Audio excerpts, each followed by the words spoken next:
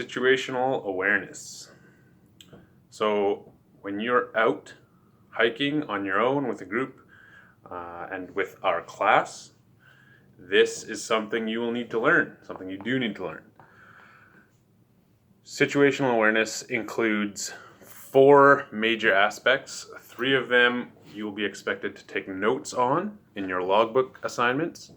This is my logbook. It has a cool case, and inside is the actual book with pens, and I think there's a compass on this side as well.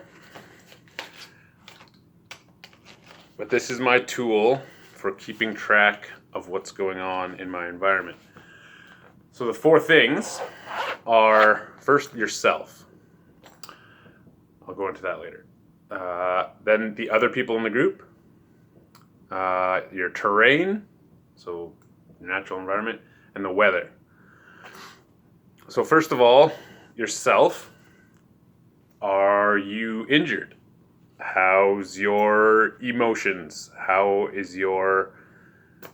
are you taking in the information around you? So as you're hiking, this is something you can do in everyday life too. As you're hiking, as you're moving up the mountain, up the trail, through the creek, what are you feeling? What are you thinking? What are you looking forward to? What are you afraid of? Keep a personal inventory going so that as things change, you can take note of how you're responding to those changes.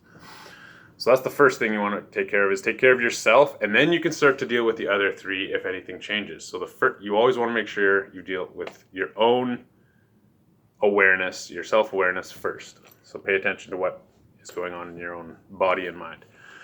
And then the people around you. So are other people tired? Are they injured? Is it quiet? Is it loud? It's a conversation volume is a good way to gauge the involvement, the energy level of the group.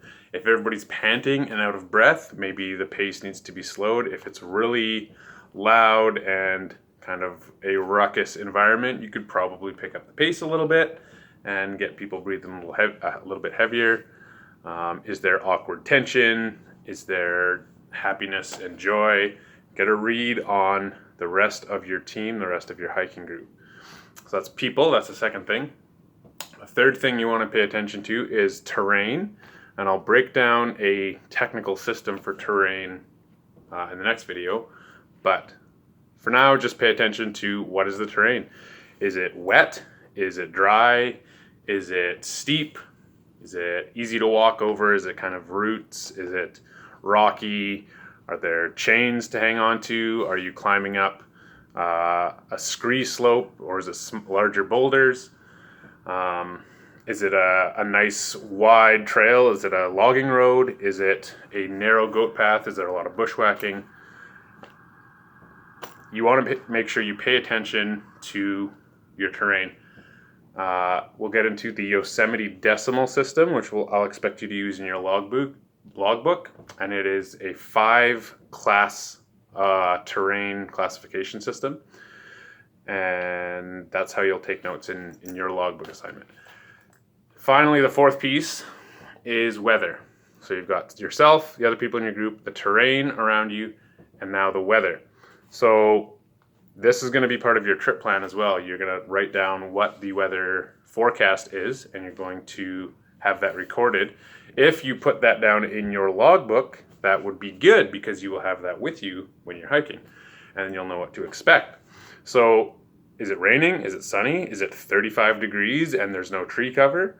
Is it pouring rain, and is it late fall and is everybody freezing? Maybe it's starting to hail. Maybe you have lightning. These are things you want to pay attention to. And the more notes you take as you're going, the more you will be able to notice any changes or trends. So if it was 30 degrees at the beginning of the day, 20 degrees at lunch, and 10 degrees in the early afternoon, maybe it's going to be a really cold night. So these are things you want to pay attention to. And the more effort you put into maintaining those disciplines of writing down and keeping track of weather, terrain, your people, and exactly what's going on for you, the better you will have a read on your situation. That's part of situational awareness. So you will have your logbook, which is taking your field notes, and you'll have a record of what is going on in your environment and your circumstances, and you will embody and have a thorough awareness of the situations you're going into.